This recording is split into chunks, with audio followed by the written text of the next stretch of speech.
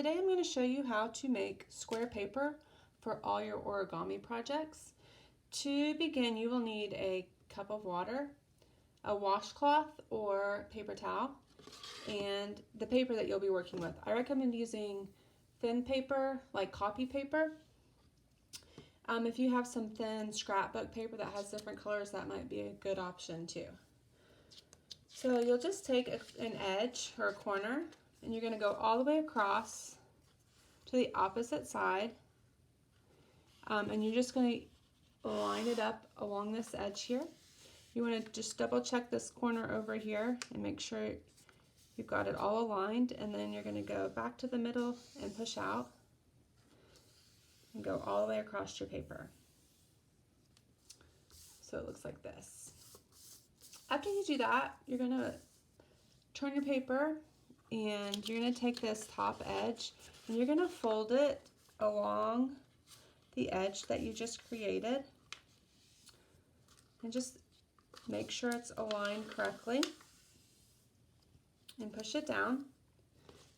You can flip your paper over and then open it back up, and you're going to fold it the opposite direction. So it looks like this, and then you can just double check, make sure your fold is pretty good.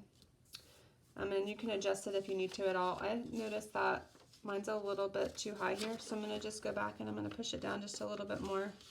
Make sure it's aligned well.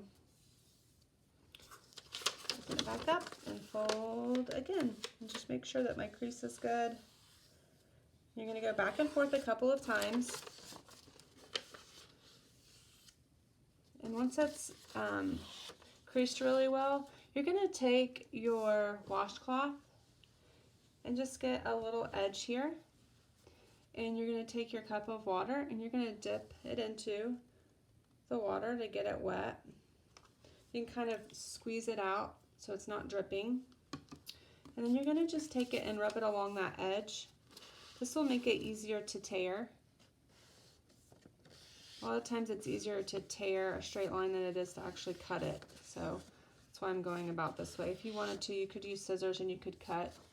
I'm showing you this method too, in case if you don't have scissors, or to show you how easy it is to get a good tear or straight line by tearing.